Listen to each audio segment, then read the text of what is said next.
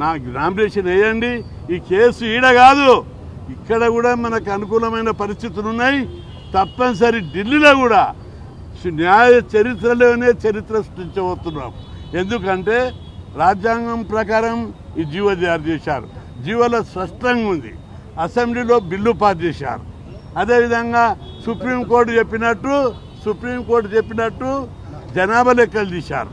Dedicated commission పెట్టారు. Supreme court అనేక తీర్పుల లోపల 50% సీలింగ్ తీసేయచ్చు అన్నది. అగ్రకులాలకు 10% రిజర్వేషన్ పెట్టినప్పుడు 10% 50% సీలింగ్ అవుట్డేటెడ్ అని సుప్రీంకోర్టు చెప్పింది.